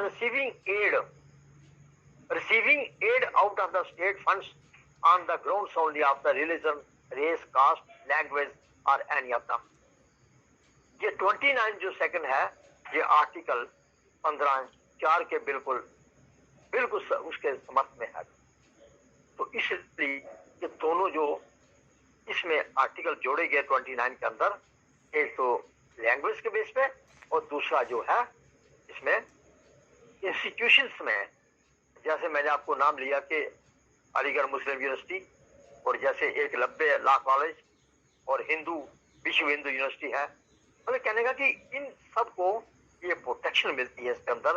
अब ये अगर government aided हो तो फिर तो ये बात जो है कि इनके अंदर किसी जैसे अलीगढ़ मुस्लिम यूनिवर्सिटी है तो कोई हिंदू समुदाय का या दूसरे समुदाय का बच्चा कोई पढ़ना चाहता है वहां पे तो उसको रोक नहीं सकते। ये नहीं कह सकते हैं ये मुस्लिम यूनिवर्सिटी है इसलिए हम उसे मुस्लिम जहाँ हिंदू यूनिवर्सिटी है जो गवर्नमेंट एडेड है उसके अंदर ये बात नहीं कह सकते कि हम किसी मुस्लिम को यहाँ पे पढ़ने नहीं देंगे। तो ये बातें बाबा साहब ने 29 आर्टिकल के अंदर प्रोटेक्ट की बिल्कुल इन बातों को। तो उससे ये आज हम लोग जो मैं इसका थोड़ा सा डिस्क्रिप्शन दे दूंगा आपको पूरा। Commonly the article 21 is assumed to be read to minorities. Its scope is not necessarily so confined as it is available to any section of the citizen resident in the territory of the India। ये 29(1) जो है जितनी minorities हैं या majority भी है, खासकर ये माइनॉरिटी को प्रोटेक्ट करता है बिल्कुल आर्टिकल 29(1). 29 सेकंड के अंदर मैं फिर उस बात को रिपीट करूंगा। 29(b) as regard to the article 29(2) it should be read subject to article 15(4)। मैंने पहले ही कहा आपको ये आर्टिकल 54 के बिल्कुल उसे मेल पे है। परमिटिंग स्पेशल प्रोविजन फॉर बात आपके बच्चे एडमिशन नहीं होगा बच्चों का। हालांकि जो स्कूल जिस स्कूल में वो एडमिशन करने थे वो गवर्नमेंट फंडिंग था उसका, लेकिन मैंने कहना मतलब कि हम लोग ये कहते हैं बार बार कि अगर अंग्रेज भारत में नहीं आते तो ये हम जितने भी मूल निवासी हैं इनको शायद कि इनकी आंखें खुलती, लेकिन उसकी एडमिशन जो थी वो बाबा साहब की फिर करवाई गई, लेकिन उनके ऊपर फिर एक पाबंदी लगाई गई, वो खिड़की के बाहर बैठ के पढ़ सकते हैं। देखिए कितना जुल्म सहा हुआ है, खिड़की के बाहर बैठ के पढ़ सकते हैं। तो लेकिन ऐसा जो हमारे साथ बाबा जी के साथ हुआ वो कितनी मेहनत के साथ उन्होंने वो, हालांकि उन्होंने अपने इसमें ये बयान नहीं किया मैं बहुत पढ़ने वाला इंटेलिजेंट था सब कुछ था, और उन्होंने उस बात में लिखा हुआ बिल्कुल। जब मैं 12th करने के बाद जब मुझे पता चला इस बात का, जब विदेश जाना पड़ा मुझे तो पता चला इस बात का कि यही एजुकेशन ही ऐसी चीज है जो हमें आगे ले जा सकती है। तो मैं उनके पल थे उनकी भी चर्चा की। हम तो अभी बहुत अगर मैं कहूँ तो मेरा ऐसा कोई एक्सपीरियंस नहीं है, बट हम ये है कि जानते हैं कि हमारे समाज के आज के डेट में ये इनको हम एक महापुरुष ही कहेंगे, जिन्होंने हमारे पूरे समाज को जागृत करने की मुहिम छेड़ी। क्योंकि हमारा जो अगर ये ओबीसी समाज का जो मंच है, इतना बड़ा जो प्लेटफॉर्म है, तो इसमें अगर मैं बोलना चाहूंगी कि जो हमारा ओबीसी समाज है, जो पढ़ा लिखा तबका है, वो आज सुनने के लिए तैयार नहीं है, समझने के लिए तैयार नहीं है। और यही मेन जो लालू प्रसाद यादव जी इनका जो आंदोलन था कि उन्होंने झकझोरा अपने लोगों को अंदर तक झकझोरा कि आप ये जो मनुवादी जो व्यवस्था है, आप इससे ऊपर निकलिए। जब तक आप ये जो मनवादियों का जो आप ओढ़नी जो ओढ़ करके जब तक आप रखे रहेंगे, जब तक आपका दिमाग पूरी तरह से ढका रहेगा, तब तक आप अपने समाज के बारे में नहीं सोचेंगे। और जब तक आप अपने समाज के बारे में नहीं सोचेंगे, तब तक भला नहीं होगा। आप भले ही आप 1947 को आप आजाद हो गए हैं, लेकिन आप अभी भी उससे ही ज्यादा गुलामी की जिंदगी जी रहे हैं। तो उन्होंने अपने समाज को एक विचारधारा को जागृत किया है। हमारे जितने महापुरुष रहे हैं, चाहे ज्योतिबा फुले हों, चाहे बाबा साहब हों, उनकी विचारधारा ही थी। और बाबा साहब ने भी बोला था कि विचारधारा को जिंदा रखना बहुत जरूरी है। और हमारे समाज में हमारे जो बीच इतने बहुत सारे महापुरुष हैं जो उनके बाद इस चीज की जिम्मेदारी उठाई, और लालू प्रसाद यादव जी का बहुत बड़ा योगदान भी रहा इसमें। और आज भी अगर हम देखते हैं कि कहीं ना कहीं उनका बहुत बड़ा, उनका जो ब्लड है, उनका जो पारिवारिक जो ये है, तो उस पृष्ठभूमि में भी वो पूरी अपनी जिम्मेदारी निभा रहे हैं। तो इस विषय पे मैं अगर ज्यादा ना बोलूं और कम समय लेते हुए जो हमारे वक्ता हैं उनको बोलने का मौका मिले, तो मैं यही कहना चाहूंगी अपने समाज से, क्योंकि मैं भी ओबीसी समाज को बिलोंग करती हूँ। लेकिन मेरा ये मानना है कि अगर हम आज यूनाइट होकर के चलेंगे, तो एक मूल निवासी समाज की जो एक संकल्पना है, उसको भी हम जीवित पुनर्जीवित करके, और अपनी जो अपना जो बहुमत है, जो हमारा 90% का 95% का, इधर आज के डेट पे कहें कि हमारी जो पॉपुलेशन है 95% से भी कम नहीं है। अगर आप जातिगत जनगणना करवा लें तो उसमें ओबीसी, एसटी, एनएससी और माइनॉरिटीज जो हैं, इनको सबको मिला दिया जाए। तो अभी क्या है कि हमारा ये संकल्प होना चाहिए कि जो हमारे समाज के अभी ओबीसी समाज की हम बात कर रहे हैं, तो चाहे हमारा ओबीसी समाज हो या एससी हो या एसटी समाज हो, स्टिल एससी एसटी समाज जो है वो अपने समाज को पे बैक टू सोसाइटी का कुछ कंसेप्ट है उनके अंदर, जो भी पढ़ा लिखा समझ, जो मैं फील करती हूँ। लेकिन जो हमारा ओबीसी समाज है, जहां तक मेरी सोच है और जहां तक हम अगर प्रैक्टिकली देखें लाइफ में, तो वो लोग अपना समाज जो है उसको, समाज के प्रति उनकी कोई नाटक कर रहे हैं, उस समाज को हमें जगाना होगा और ये बताना होगा कि नहीं, ये जो आप हक और अधिकार जो आप लेकर के बैठे हैं, अच्छा सा बंगला, अच्छी सी गाड़ी और एक लविश लाइफ जी रहे हैं, ये आपकी कुर्बानी नहीं है। इस कुर्बानी के पीछे आपके बहुत सारे महापुरुषों की कुर्बानी है। और आज अगर आपने ये चीज अचीव किया है, तो इसका मतलब ये नहीं है कि आप इस चीज को इतना एंजॉय करें। इसका मतलब ये है कि आप अपनी सोसाइटी की तरफ भी आप ध्यान दें। आप ये ना भूलें कि ये जो जहां पर आप पहुंचे हुए हैं, वहां तक पहुंचने के लिए कितने हमारे महापुरुषों ने, कितने हमारे मूल निवासी महापुरुषों ने अपनी कुर्बानियां दी हैं, और कितने लोग हैं जो आज भी दे रहे हैं। क्योंकि आप इसका फायदा उठा करके और इस पोस्ट पे पहुंच जा रहे हैं, और अब भूल जा रहे हैं कि आपका जो समाज है, सिर्फ उस समाज से आप उठ करके आए हैं, बाकी जो समाज है वो अभी भी पीछे है, बहुत सारे अभी। और मैं उसकी लड़ाई लड़ रहा हूँ। और चूंकि कोर्ट और सरकार ने भी जवाब दिया है, हास्यास्पद जवाब है, कोई पॉइंट उनके पास नहीं है मामूली आरोपों में। खैर वो चलता रहेगा अपना, जबकि पुलिस ने भी दे दिया है कि नो अकाउंट फाउंड, बावजूद इसके अभी मामले चल रहे हैं। तो खैर ये सब चलेगा, लेकिन लालू प्रसाद जी के योगदान को हम एक मील का पत्थर मानते हैं पिछड़ों और दलितों के सम्मान की दिशा में। हम 1995 में ही राज्य सरकार की सेवा में आए, इसलिए जो आरक्षण का जो तरीका उन्होंने लागू किया था, उसका सीधा अनुभव हमको व्यवहारिक रूप से है। लालू प्रसाद जी जो संविधान के धाराओं में जो चीजें मिली हैं हमको, कि जो सामान्य श्रेणी का चुनाव पहले होगा, तो मैं समझता हूं कि कर्पूरी ठाकुर जी अपने समय में उतने मजबूत स्थिति में नहीं थे, इसलिए वो थोड़ा कम कर पाए। लालू जी ने अपनी ताकत का भरपूर उपयोग किया और उन्होंने उसको कायम किया संविधान को।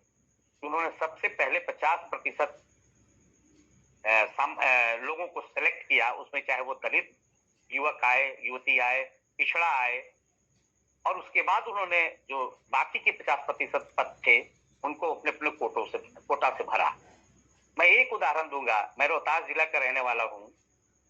उन्होंने व्यापक पैमाने पर शिक्षकों की बहाली की थी। 700 से ऊपर लोग शिक्षक बहाल हुए रोहतास जिले में।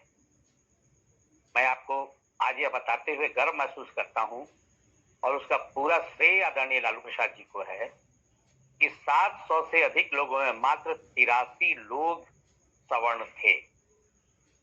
नहीं, जो स्थितियां थी, जो अवक्रमण होता था आरक्षण की सुविधाओं का, उसमें हम कहाँ रहते?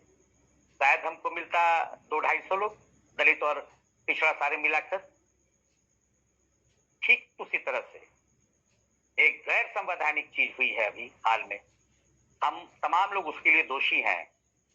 आर्थिक आधार पर आरक्षण ये देश की संविधान की किसी धारा में नहीं है, लेकिन केंद्र सरकार ने, जो मनीवादी केंद्र सरकार है, उसने इसको लागू किया। और शर्म की बात तो तब है कि राष्ट्रीय जनता दल और द्रविड़ मुनेत्र कड़गम, इन दो दलों को छोड़कर देश के किसी दल ने संसद में उसका विरोध नहीं किया, चाहे वो बहन मायावती जी की बहुजन समाज पार्टी हो या मुलायम सिंह यादव जी की समाजवादी पार्टी हो। मुलायम सिंह यादव जी को या उनके संगठन को मैं इसके लिए ज्यादा दोषी मानता हूं। बहन मायावती जी पेंडुलम की तरह रहा करती हैं, ये उत्तर प्रदेश के राजनीति से जरा भी रुचि रखने वाले लोग जानते हैं। लेकिन मुलायम सिंह यादव जी को हम लोग वैचारिक रूप से कठोर सिंह यादव मानते थे। मुझे उनके साथ भी कुछ काम करने का रिश्ता मिला। जब हेमवती नंदन बहुगुणा जी, जब लोक दल में बंटवारा हुआ था, तो हम लोग उसी ग्रुप में साथ में थे। इसलिए उनसे हम ऐसी उम्मीद नहीं करते थे, उनके दल से ऐसी उम्मीद नहीं करते थे। इसको बदलने की जरूरत है। अगर गलती कुछ हुई है तो इसमें अखिलेश जी को इसमें औपचारिक सुधार लाना चाहिए। और कहीं से भी जब उनकी कोई मार्मिकता, उनकी कोई चीज हमारे साथ मिलने को तैयार नहीं है, तो फिर हम सिर्फ दानी की मुद्रा में क्यों रहें? और आदरणीय लालू प्रसाद जी को सिर्फ एक जज ने, जो ब्राह्मण था, और उसने कहा ये अगर अंदर नहीं जाएगा तो तुम सैकड़ों साल पीछे चले जाओगे। उस जज का नाम था, मैं पूरी जिम्मेवारी के साथ उसका नाम ले रहा हूं, जस्टिस एस.एन. झा। उस जज ने अपने तमाम अधिकारों का दुरुपयोग करते हुए आदरणीय लालू प्रसाद यादव जी को जेलों की यात्रा करवानी शुरू की। नहीं तो ये पहला केस है कि जो चीजों को सामने लाया, उसको उस बात के लिए दोषी ठहराया जाने लगा। अब एक ही आरोप में जगन्नाथ मिश्रा को बेल और लालू यादव को जेल। एक ही आरोप है दोनों के ऊपर। क्या लालू प्रसाद ने खुद अलॉटमेंट किया? लालू प्रसाद ने खुद उसका चेक काटा, खुद उसको ट्रेजरी से पास किया और खुद बैंक जाके पैसा निकाल के अपने घर लेते चले गए? न विभाग का कोई अधिकारी उसमें जेल में है, न विभाग का कोई सीनियर अधिकारी जेल में है, न कोई ट्रेजरी का अधिकारी जेल में है, न कोई डीएम जेल में है, और अकेले लालू यादव तो दोषी हो गए। लोग उनको कहते हैं विकास नहीं किया। बिहार में पहली बार पथ निर्माण की योजनाएं शुरू हुई 95 में नक्सल योजना के अंतर्गत, और पहली बार बिहार में लालू प्रसाद जी की एक बहुत उनका हास विनोद का उनका पुट रहता था। उनकी किसी भी बात में वो गंभीर से गंभीर बात को भी बहुत हल्के तरीके से लोगों के सामने रख दिया करते थे। उनका वाक चातुर्य था। उन्होंने तत्कालीन पथ निर्माण मंत्री को कहा, मोहम्मद इलियास हुसैन साहब को, इलियास भाई, अरे मर्द हरियाणा में देखने की, भोजपुरी में थोड़ी उपयोग कर रहा हूँ जिस भाषा में उन्होंने कहा कि हरियाणा में देखने की लद बद मशीन से, वो पेवर मशीन को उन्होंने कहा कि लद बद मशीन से बड़ा मटेरियल बना के रोड बड़ा बढ़िया बनाता है। और पहली बार इंट्रोड्यूस हुआ बिहार में पथ निर्माण कार्यों में पेवर फिनिशर का उपयोग शुरू हुआ। आप कैसे कर सकते हैं कि उन्होंने विकास के तात्कालिक स्थितियों के मुताबिक जो चीजें संभव थी उसमें उन्होंने कहा, किया उन्होंने। रेल मंत्री जब बने तो मैं थोड़ा सुधार करना चाहूंगा, 9,000 करोड़ नहीं 90,000 करोड़ रुपए का लाभ हुआ था, जिसको बाद में आदरणीय ममता बनर्जी जी ने चैलेंज किया था और श्वेत पत्र लाई थी। तो लालू प्रसाद जी ने एक ही शब्द कहा था कि जिस सिस्टम से हमने रेल मंत्रालय का ऑडिट कराया था उसी सिस्टम से भारत सरकार के सारे विभागों का ऑडिट होता है। अगर रेल मंत्रालय का ऑडिट गलत है तो देश के सारे मंत्रालयों का भी ऑडिट गलत है। ये तात्कालिक परिस्थितियां थी। लालू जी के साथ अनेक अनुभव है। ये तो अनुभव बांटने का समय नहीं है, फिर कभी हम लोग बार बार में मौका मिलेगा तो हम लोग करते रहेंगे। बताई और ज्ञानवर्धन किया। बिहार नहीं बल्कि पूरे देश के राजनीति में दिग्गज और लालू प्रसाद यादव का मैं सबसे पहले ध्यान करूंगा। और बहुत कुछ बातें हम लोगों ने सुना है, लेकिन एक नैरेटिव जो इस देश में चलाया जाता है जो हम लोगों को काफी खलता है कि जो ओबीसी लीडर होते हैं जैसे और SC ST के जो लीडर होते हैं उनको एक जातीय लीडर के रूप में प्रसारित किया जाता है, उनको देश का लीडर नहीं माना जाता है। जबकि जो मनुवाद से जो मनुवाद विचारधारा के जो लीडर है उनको हमेशा यह प्रसारित किया जाता है कि देश का लीडर है। जैसे लालू प्रसाद यादव को एक क्षेत्रीय लीडर, एक यादव का लीडर माना जाता है। नीतीश कुमार जी को कुर्मी का लीडर मान लिया जाता है, उनको देश का लीडर मानने के लिए तैयार नहीं होते हैं। मायावती जी को भी एक जाटों का लीडर माना जाता है। ये जो नैरेटिव है इस देश में चलाया जाता है कुछ विचारधारा के लोगों के द्वारा, ये काफी है, ऐसे हम लोगों को हमेशा निंदा करनी चाहिए। लालू प्रसाद यादव एक गरीब परिवार में उनका जन्म हुआ था। हमारे साथियों ने बताया कि एक छोटे से गोपालगंज जो जिला है बिहार का, उसके एक छोटे से गांव में उनका जन्म हुआ था 11 जून 1948 में।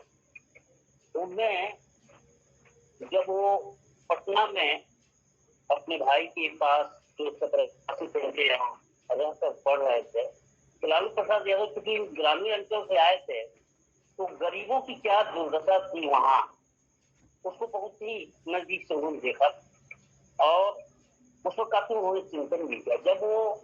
जब वो छात्र संघ के नेता बने, बहुत सारे जैसे जेपी का संपूर्ण आंदोलन में चल रहा था, बिहार से शुरू हुआ था, उसमें उन्होंने बढ़ से हिस्सा लिया और वो उनमें नेता बनने का गुण मौजूद था। 1977 में वो पहली बार वो छपरा से MP चुन कर आए। तब उन्होंने छपरा से जब MP चुन के आए तब उनकी एक पहचान बनी और एक लड़ाकू लीडर के रूप में उनकी पहचान बनी। और उनमें एक अद्भुत कला है, आज भी हम लोग मानते हैं कि एक गरीब से गरीब व्यक्ति के साथ वो कैसे जुड़ जाते हैं, उनका जो लगाव है, जो जुड़ाव है, जो उनकी बातें हैं, उससे एक गरीब से गरीब व्यक्ति के साथ जुड़ते हैं। एक बार एक घटना के बारे में कहा जाता है कि एक जगह वो एक मीटिंग में हेलीकॉप्टर से उतर कर जा रहे थे, एक लेडी थी जो मूसा लड़की थी, वो अपने गोद में बच्चा लेकर उनके तरफ दौड़ी तो नाम लेकर पुकारे थे कि अरे रुक्मणी तुम यहाँ कैसे, मतलब उनकी कैसी याददाश्त थी। पटना में जहाँ वो रहते थे वहां पर वो लड़की थी, तो उसकी वो उसी इलाके में जहाँ मीटिंग हो और प्रसाद को देखी और उसको अपने पार्टी से 500 रुपये निकाल कर दिया। तो कहने का मतलब उनका कैसा लगाव था गरीबों के प्रति, और उनकी विशेषता है कि वो अपनी विचारधारा से कभी उन्होंने समझौता नहीं किया। अगर वो विचारधारा के साथ समझौता करते तो उनका केस गलत था, क्योंकि 10 वर्षों तक वो यूपीए के गवर्नमेंट के साथ हो रहा है, यूपीए गवर्नमेंट को समर्थन किया, लेकिन उन्होंने समझौता नहीं किया अपनी विचारधारा से। जबकि बहुत सारे हमारे ओबीसी लीडर भाई अपनी विचारधारा से समझौता किए हैं, लेकिन लालू प्रसाद ने नहीं समझौता किया। और इसी वजह से जो एनडीए की गवर्नमेंट है उनको एक साजिश के तहत जेल भेजा गया उनको। ये भूमि को वो अपनी विचारधारा पर अड़े रहे, क्योंकि आज हम लोग देखते हैं कि बहुत सारे करप्ट लोग बीजेपी में शामिल होकर अपने को पाप साफ कर लेते हैं। ये हमको हमेशा ये कम से कम 2014 के बाद बहुत सारे केसेस सुनने को मिले हैं, हमको देखने को मिले हैं। लालू प्रसाद जी उनका जो चरवाहा विद्यालय का जो कंसेप्ट था, उन्होंने एक मीटिंग में धारते हुए कहा था कि ऐ मुसहर के बच्चे पढ़ना लिखना सीखो, पढ़ाई लिखाई करो। तो ये कंसेप्ट जो चरवाहा विद्यालय का था एक अच्छा कंसेप्ट था, जिसको विदेशों तक सराहना की गई। और दूसरी सबसे जो अच्छा लगता है कि मजाक और मस्करी करके वो बहुत ऊंची बात कर देते हैं, और उन्होंने कभी भी मतलब किसी से किसी तरह का उनको कभी भय नहीं रहा। पार्लियामेंट में भी जब उन्होंने अपना वक्तव्य दिया तो आडवाणी जी को उन्होंने उसकी जो व्याख्या है उसको पहुंचाने का जो कार्यक्रम है आपने रखा था। इस कड़ी में मुझे जो जितना हमारे जितने भी विद्वान वक्ताओं ने अपनी बातें रखी लालू जी के बारे में, कुछ लोगों ने उनके साथ जो व्यक्तिगत रूप से उनके साथ समय बिताया उसका भी अनुभव को शेयर किया। तो मुझे जो है लालू यादव जी के बारे में ये याद है, और आप लोगों ने महसूस किया होगा कि लालू यादव जी जब रेल मंत्री नहीं बने थे उससे पहले रेलवे की जो स्थिति थी बहुत ही गंभीर थी। आप लोगों ने देखा होगा तब रेलवे स्टेशन इतना गंदा हुआ करता था कि लोग जो है वहाँ उठ बैठ नहीं सकते थे। बहुत गंदा, ट्रेन गंदा हुआ करता था, स्टेशन गंदा हुआ करता था, ट्रेन जो है समय पर नहीं चलती थी, और मतलब जो कर्मचारी है रेलवे के उनका व्यवहार बहुत ही अच्छा नहीं कहा जा सकता। लेकिन जैसे ही लालू यादव जी ने बना तो सब सारी जो ट्रेन उनके समय से ही समय पे चलने लगी। और आज भी आप देख सकते हैं कि ये जो ट्रेन है मुश्किल से 1 मिनट 2 मिनट 5 मिनट के लेट लतीफी चलती है। और साफ सफाई का आलम यह है कि आप कहीं पर बिस्तर पर लगा कर सो सकते हैं, इतनी साफ सफाई रेलवे स्टेशन पे देखते हैं। ये उसके अतिरिक्त बताऊं कि लालू यादव जी ने जो सामाजिक आंदोलन चलाया, उन्होंने जो ओबीसी समाज को, एससी एसटी को, भारत के मूल निवासियों को जागृत करने के लिए जो कार्य किया, उसके कारण लोगों में जो जागरूकता आई और लोग अपने अधिकारों को समझने लगे, अपनी महापुरुषों की बातें करने लगे, अपने अधिकारों की बात करने लगे, और जिसके कारण जो हमारे समाज में आर्थिक सामाजिक विकास होने लगा। तो ये जो मनुवादी लोग थे, जो ब्राह्मणवादी लोग थे, उन्होंने जानबूझ के इनको बदनाम करने के लिए चारा घोटाले में फंसाया, ऐसा मेरा व्यक्तिगत रूप से मानना है। और ये चीज आपको सभी जगह दिखेगा कि जितने भी हमारे बहुजन नायक हुए हैं, जो राजनीति में आए हैं, उनको ब्राह्मणवादी तत्व, मनुवादी तत्व जो है बदनाम करने का प्रयास करते हैं। जैसे कि हमारे वक्ता ने कहा था कि हमारे जो नेता है, जो एसटी एससी ओबीसी माइनॉरिटी से जुड़े हुए जो नेता है, उनको जो क्षेत्रीय या जाति नेता बताया जाता है और उनको किसी जाति विशेष या क्षेत्र विशेष तक समेटने का प्रयास किया जाता है। जैसे यादव है तो ओबीसी के नेता हो गए, साहू है तो ओबीसी के नेता हो गए, जाट है, सब तामी है, तो सब तामियों के अनुसूचित जाति के नेता हो गए। कोई आदिवासी नेता है तो आदिवासी नेता हो गए। लेकिन जैसे ही कोई सवर्ण नेता हो गया तो वो पूरे समाज का नेता हो गया, एसटी एससी ओबीसी सबका नेता हो गया। और इसी चीज को इंगित करने के लिए हर पार्टियों में, जितनी भी बड़ी राजनीतिक पार्टियां हैं, वहां पे जो जातीय मतलब प्रकोष्ठ बना के जो है हमको जो है हमारे जाति या क्षेत्र तक सीमित करने का प्रयास किया जाता है। तो ये जो मनोवादी व्यवस्था है, इसमें हमारे जो नेतागण है, हमारे जो महापुरुष है, उनको ये जो है हमारे क्षेत्रीय और जाति जो है नेता या महापुरुष बताकर उनको सीमित करने का प्रयास किया जाता है, ताकि हम भी अपने आप में सीमित हो जाए और पूरी मलाई जो है ये जो सवर्ण नेतागण है इन लोग खाए। आज के इस वेबिनार में विनोद कुमार पटेल जी ने प्रस्तावना वाचन करते हुए संविधान में ओबीसी के कल्याण के लिए बाबा साहब द्वारा क्या व्यवस्था की गई है उसके बारे में बताया। और मुख्य वक्ता श्री राम मूर्ति यादव जी ने लालू यादव जी के प्रयासों से ही मंडल कमीशन लागू होने के बाद जो है बताई, और ये बात सत्य है, इससे आप सभी सहमत होंगे। ये जो सवर्ण लोग हैं, इन्होंने जो है लालू यादव जी के जो आंदोलन है उसको कुचलने के लिए उनको न्यायालयीन प्रकरण में फंसाकर जो है उनको उनका जो है राजनीतिक जो जीवन है उसको समाप्त करने का प्रयास किया है। हमारे सारे वक्ताओं ने लालू यादव जी के द्वारा जो कार्य किए गए हैं सामाजिक और शैक्षणिक रूप से, उसके बारे में बहुत अच्छी विस्तार से जानकारी दी। और हमारी बहन गीता हनुमत जी, डॉक्टर अभिलाषा सिंह, बंसीलाल जी, पुष्पराज सिंह जी, अमित मेहरा जी, हीरालाल यादव जी, रामकिशन मालवी जी, रविंद्र बाबू जी, डॉक्टर विजय जी, विनोद पटेल सर और सारे वक्ताओं ने जो है हमारे जो बहुजन महापुरुष हैं उनके द्वारा जो काम किए जा रहे हैं सामाजिक आर्थिक के लिए, उनके साथ हमको भी अपना योगदान देने के बात पर जोर दिया गया। तो ओबीसी अधिकार मंच छत्तीसगढ़ में मुझे इस सम्माननीय मंच के अध्यक्षता करने के लिए आमंत्रित किया, उसके लिए बहुत बहुत धन्यवाद ज्ञापित करते हुए अपनी उनको साथ लेके अगर काम करेंगे तो हम जल्दी सफल होंगे, क्योंकि बहुत सारे क्षेत्र में समस्या जटिल है कि जो जिनको दलित या एससी का जो महापुरुष हम मानते हैं, उन लोगों को वो समझना और सुनना ही नहीं चाहते, चाहे वो जितनी भी सही हो।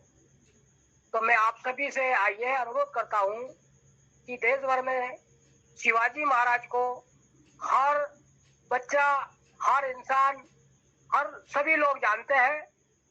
तो हम ये प्रयास कर रहे हैं किसान सेवा संघ के माध्यम से कि शिवाजी महाराज का जो आह्वान करके अगर हम चलेंगे तो हम इस आंदोलन में और जो हमारे महापुरुषों का जो विचार रहा उसमें हम जल्दी सफल होंगे। और आप सभी महाअनुभवों का जो उद्बोधन है बहुत अच्छा कारगर रहा। और लालू प्रसाद जी यादव को अगर हम देश का नेता अगर मान के चलते हैं तो हमें पूरे देश भर से एक ही आवाज उठाना पड़ेगा, तो हम काफी हद तक सफल होंगे। बस अपनी यही बात रखना। मिलने के बाद जो हमको लाभ मिला, और उस लाभ मिलने के बाद सीधा हम मंदिर जाते हैं और हम अपने समाज को, हम अपने पूर्वज को भूल जाते हैं। जैसे अभी जो नीट का जो समाप्त कर दिया गया था सर, तो मुझे तो बहुत आश्चर्य हुआ कि जिसके कलम से समाप्त होता है और उन्हीं को बधाई देता है, उन्हीं के ओबीसी के लोगों ने बधाई दिया।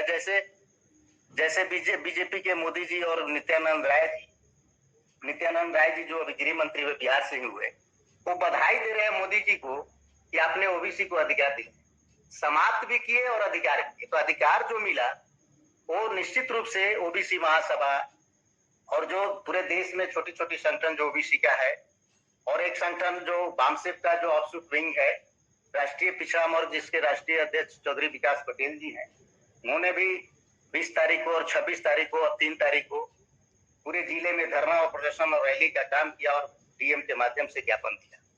तो जो अधिकार मिला, और निश्चित रूप से अधिकार मिलने के बाद जो हमारे समाज के डॉक्टर बनेंगे 2000, 4000, 5000, वो बनने के बाद निश्चित रूप से मैक्सिमम लोग फिर मंदिर चले जाए और अब हमारे समाज की लड़ाई का वो भूल जाते हैं। इसका कारण हमारे समाज से ये भी दोष है सर, हम लोग दोषी हैं। और इसका कारण ये है कि समाज में हम ओबीसी की विचारधारा को स्थापित नहीं कर पा रहे हैं। हम ओबीसी की अपनी विचारधारा को स्थापित नहीं करने का कारण है कि आज हम मजलूम होते जा रहे हैं सर। और चूंकि जो प्रधानमंत्री, जो एमपी, जो नेता, जो लीडर बनता है, वह व्यक्ति तो जरूर बनता है सर, लेकिन विचारधारा का बनता है। और विचारधारा का जब बनेगा, जब तक हमारे विचारधारा का नहीं बनेगा तब तक हमारा अधिकार नहीं मिलेगा सर। और निश्चित रूप से आपका जो प्रयास है सर, ये बहुत सराहनीय है और पूरे देश में ये काम बढ़ता चला जाएगा सर।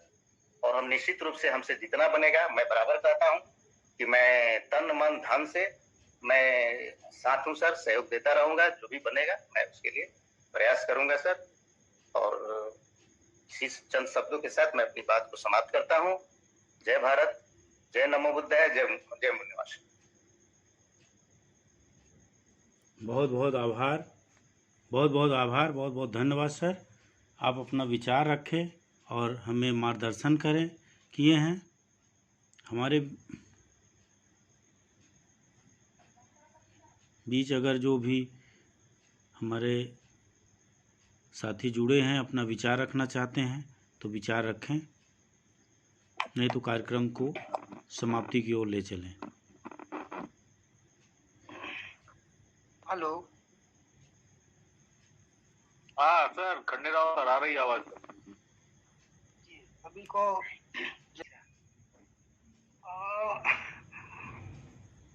ऐसे देखा जाए तो कार्यक्रम अब का समाप्त हो चुका है और हमारे अध्यक्ष महोदय ने भी ऐसे घोषणा कर दी है, क्योंकि अध्यक्ष के उद्बोधन के बाद कार्यक्रम समाप्त हो जाता है।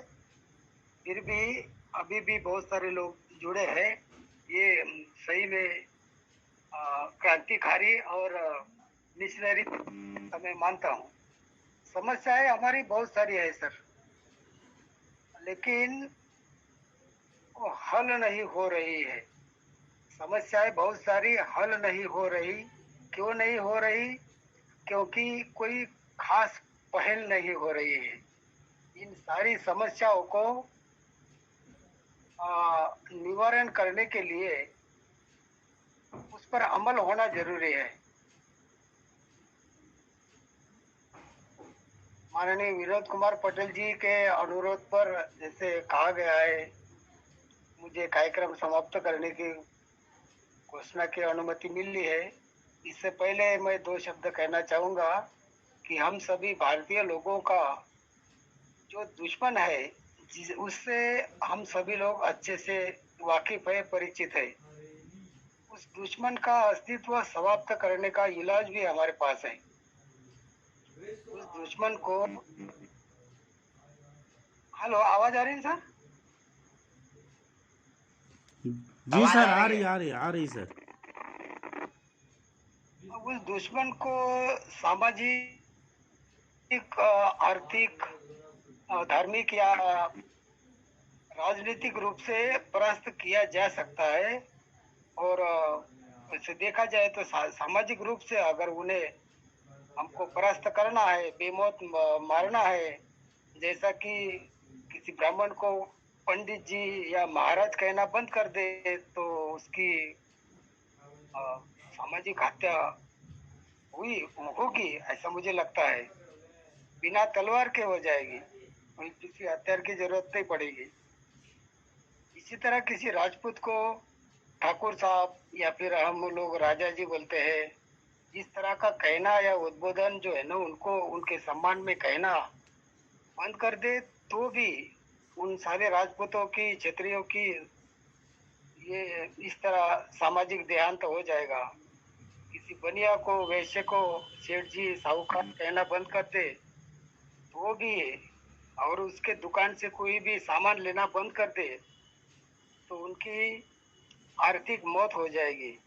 इन तीनों विदेशी लुटेरों को चुनाव में अगर हम सारे मूल निवासी, अगर हम खुद को मूल निवासी कहते हैं, बहुजन कहते हैं, इनको वोट देना बंद कर दे तो भी उनकी राजनीतिक हत्या हो सकती है। इस तरह वो हमसे जो आज तक अपना अधिकार जमाते आ रहे हैं उससे हम निजात पा सकते हैं। यही मुझे कहना था सर। बहुत बहुत धन्यवाद आपका। चाहते हैं और आपका देवेश प्रताप जी, आपका ये प्रयास सफल हो, हमारी यही कामना है। नमो बुद्धाय। सांसद में इन पिछड़े वर्ग जितने भी बड़े बड़े नेता थे, चाहे हम लाले यादव जी की बात करें, मुलायम सिंह यादव की बात करें, रामविलास पासवान की बात करें, है ना, तो ये और बहुत सारे बड़े बड़े नेता थे जिन्होंने संसद में 10-10 घंटे 12-12 घंटे बहस किए हैं। इस बहस के बाद जाके फिर 2011 में ओबीसी की जनगणना हुई है। और जैसा हम आज की तारीख में बोल रहे हैं कि ओबीसी में जो जातिगत जनगणना का खुलासा हुआ है, जब 2011 में जातिगत जनगणना हुई तभी तो खुलासा हुआ आज की तारीख में। आज खुलासा कब हुआ? जब हमारे ओबीसी समाज के लोग इकट्ठा हुए और यहाँ वहाँ मुख्यमंत्री घेराव कर रहे हैं, फलाने का घेराव कर रहे हैं, कोर्ट में जा रहे हैं, कुल मिला के एकजुट होकर आंदोलन कर रहे हैं, तब जाके हमको कोई सफलता मिल रही। एक ऐसा राज्य है जिसने घोषित किया कि कम से कम 50.0 आबादी है पिछड़े वर्गों की, उसी की नकल हमको छत्तीसगढ़ में करना है कि हमारे छत्तीसगढ़ में पिछड़े वर्गों की आबादी कितनी है, उसी के आधार पर हमको आगे बढ़ना है। अब कोर्ट क्या बोलता है, हमारी आरक्षण की बात हो या और किसी बात को लेकर हम कोर्ट में जाते हैं तो हमारा कोर्ट यही बोलता है कि आप अपना आंकड़ा लेके आइए, आप अपना आंकड़ा लेके आइए। ओबीसी को बोलता है। ओबीसी में दम क्या है, क्या अधिकार है कि ओबीसी अपना आंकड़ा लेके आएगा? कोई कुछ नहीं है। वो तो सरकारी करा सकती है, आंकड़ा इकट्ठा करा सकती है, वही जातिगत जनगणना करा सकती है, तभी तो आंकड़े मिलेगा ना सर। जातिगत आंकड़े के लिए वो सरकार को नहीं बोलेगी कोर्ट। कोर्ट की ड्यूटी बनती है कि वो सरकार को बोले, सरकार से आंकड़ा मंगाए। हम कुछ नहीं होते आंकड़ा देने वाले। हम अपनी केवल बात को रख सकते हैं कि हमारा जो है ना, हमारा इतना % भागीदारी हो। हम आरक्षण की बात नहीं करेंगे। हमारी जो आबादी 52% या 65% हो गई है, हमारी 65% की आप भागीदारी दीजिए। और वो भागीदारी के लिए यदि आप कहते हैं कि आपकी जनसंख्या 27% है या 52% या 65% है, हम तो 65% ही बोलूंगा। यदि आपको ऐसा लगता है कि हम गलत बोल रहे हैं, ओबीसी गलत बोल रहा है, तो आप सरकार को बोलो ना भाई ओबीसी की जनगणना कराए। ये जब कोर्ट दिशा निर्देश देगा तो निश्चित रूप से सरकार जनगणना कराएगी, उसका आंकड़ा आएगा और ओबीसी को उसमें सफलता मिलेगी और ओबीसी को जो हक अधिकार है निश्चित रूप से मिलेगी। तो मैं एक चीज इसमें बताना चाह रहा था, कल की घटना है, ये जो मनोवादियों की सोच के बारे में बता रहा हूँ। कल पूरे छत्तीसगढ़ विद्युत मंडल के अभियंताओं का एक बैठक था रायपुर में चुनाव के बारे में। तो उसमें 3 जो बड़ी पोस्ट रहती है, अध्यक्ष, महासचिव और फाइनेंस सेक्रेटरी, तो उसमें मैं भी बैठा था। तो पंडितों ने, मतलब मनोवादियों ने अध्यक्ष का पद लिया। सेक्रेटरी के लिए हमारे मनोज वर्मा जी आए, ओबीसी से आए, तब सबने नकार दिया। क्यों भाई, मनवादी लोग तो आप बड़ी बड़ी पोस्ट ले गए और जब हम बाबू बोल रहे हैं कि हमको एक ओबीसी की पोस्ट चाहिए, वो आप मुकर गए। यदि ओबीसी को आप ये पोस्ट नहीं दे रहे हो तो भी आपका जो निष्पक्ष रूप से चुनाव हुआ है वो हम कैंसिल करते हैं। कल इस बात को लेके भारी गर्मागर्म हुई, भारी बहस हुई। अल्टीमेटली हमने फिर जो निर्विरोध अध्यक्ष का चुनाव कर दिया था उसको रद्द किया, निर्विरोध फाइनेंस सेक्रेटरी उसको भी रद्द किया, क्योंकि ये लोग हमारे ओबीसी को नहीं माने। हमने कहा होने दो चुनाव, हम चुनाव में देख लेंगे ना। हम चुनाव में तो हमारी ओबीसी का संगठन इतना मजबूत हो रहा है कि हम चुनाव में तो हम सारे ओबीसी लेके आएंगे। अध्यक्ष भी ओबीसी का रहेगा और अध्यक्ष में मैं भी भरा हूं, मैं बता दे रहा हूं, मैं भी ओबीसी से हूं और मनोज वर्मा महासचिव से हैं, फाइनेंस सेक्रेटरी में दोनों पंडित हैं, दोनों पंडितों में से कोई एक पंडित ही आएगा। पर मेरा ये कहना सोच मनवादियों की कि उनका ये अभी भी यही सोच है कि हम ही आगे आए, पिछड़े वर्गों को हमको लताड़ना है और हमको हक अधिकार नहीं देना है। तो सर मैं कल की घटना बता रहा हूँ, निश्चित रूप से यदि हम एक रहेंगे तो हमको सफलता मिलेगी। यदि हम लोग इकट्ठा हुए हैं, उसमें हमको शिक्षकों की भर्ती में हमको निश्चित रूप से सफलता मिला है, नीट में आरक्षण में हमको सफलता मिला है। निश्चित रूप से हमको आगे बढ़ते रहना है। जैसे भोपाल में आंदोलन हुआ है, उसी तरीके से हमको छत्तीसगढ़ में करना पड़ेगा। आपने सही बोला डॉक्टर पुष्पराज सिंह साहब ने कि 29 तारीख को वहां पे कार्यक्रम है, निश्चित रूप से बहुत सारे मुद्दों को लेके है। जो मंडल कमीशन की जो 40 डिमांड है, 40 डिमांड में से यदि कुछ भी डिमांड पूरी होती है तो निश्चित रूप से हमको सफलता मिलेगी। अभी तो एक ही डिमांड है कि मतलब नौकरी में आरक्षण आपने 1993 में भी दिया, शिक्षा में आरक्षण आपने 2006 में दिया। जब तक हम मांगते रहेंगे तब तक मिलता रहेगा। निश्चित रूप से हम जब तक नहीं लड़ेंगे तब तक हमको का फायदा हम